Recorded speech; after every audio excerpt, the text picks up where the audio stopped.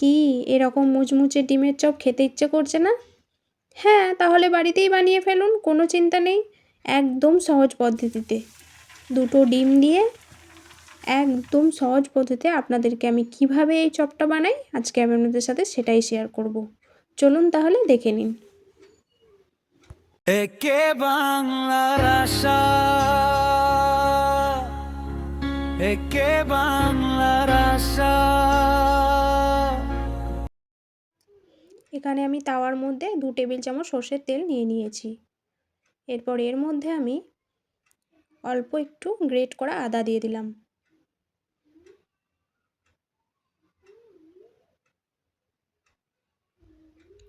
এরপর দুটো কাঁচা লঙ্কা কুচি করে দিয়ে দিলাম। এরপর একটু নেড়ে নেব। সুন্দর একটা ফ্লেভার চলে এলে দুটো পেঁয়াজ কুচি করে দিয়ে দেব।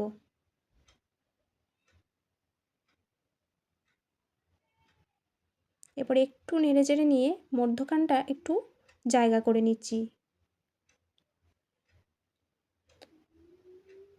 দুটো ডিম আমি ভেঙে রেখেছি, ওই দুটো ডিম আমি এই মধ্যখানটায় ছেড়ে দেব।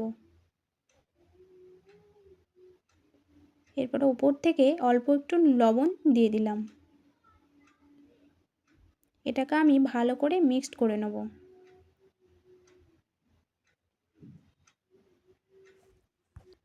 পেঁয়াজের সাথে ডিমটাকে একটু ভেজে নেব।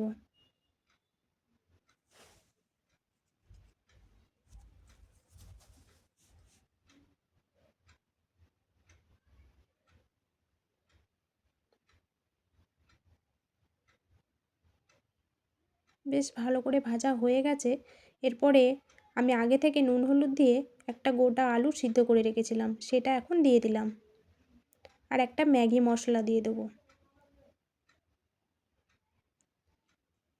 এটাকে আবারও ভালো করে মিশিয়ে নেব।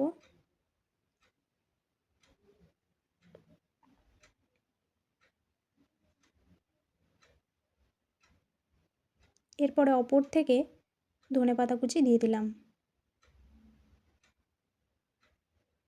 আমার কিন্তু ডিমের পুরটা পুরোটাই রেডি হয়ে গেছে। এটাকে আমি নামিয়ে নেব।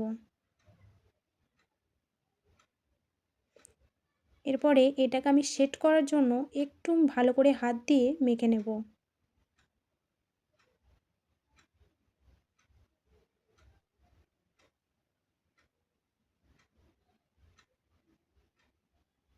বেশ ভালো করে মাখা হয়ে গেছে।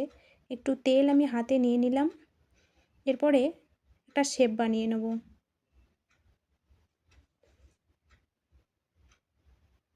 দেখুন আমি কিন্তু এরকম একটা শেপ বানিয়ে নিলাম।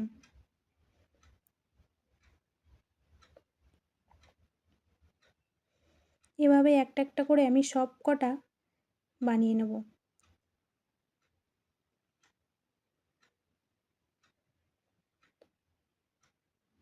এরপরে একটা বাটি নিয়েছি, এর মধ্যে 2 চামচ কর্নফ্লাওয়ার নিয়ে নেব।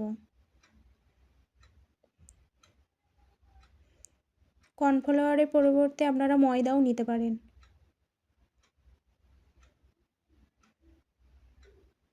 এরপরে ব্রেড ক্রাম্বস নিয়ে নিলাম। এই কর্নফ্লাওয়ার মধ্যে দিয়ে ব্রেড ক্রাম্বসের মধ্যে দিয়ে ভালো করে রেডি করে নিচ্ছি। সব কটাকে এভাবেই রেডি করে নেব।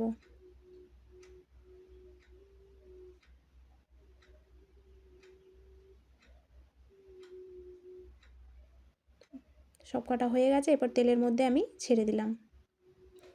এটা খেতে কিন্তু খুব সুস্বাদু হয় আর ততটাই ক্রিস্পি হয়।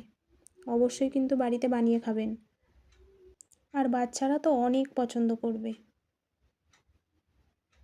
বাইরে থেকে না কিনে এনে দিয়ে এভাবে বাড়িতে বানিয়ে খাওয়ালে হেলদিও হবে, টেস্টিও হবে।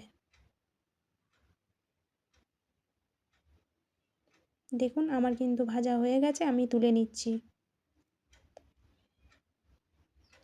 ভিডিওটি কেমন লাগলো আমাকে কিন্তু কমেন্টে জানাতে একদম ভুলবেন না। যদি ভালো লেগে থাকে তাহলে চ্যানেলটি সাবস্ক্রাইব করে পাশে থাকা বেল আইকনটি অবশ্যই ক্লিক করে দেবেন, যাতে আমি যখনই কোনো নিত্য নতুন রেসিপি আপনাদের সাথে শেয়ার করি সবার আগে আপনার কাছে নোটিফিকেশনটি পৌঁছে যায়। তাহলে দেখা হচ্ছে পরের ভিডিওতে, ততক্ষণে ভালো থাকুন, সুস্থ থাকুন, ধন্যবাদ।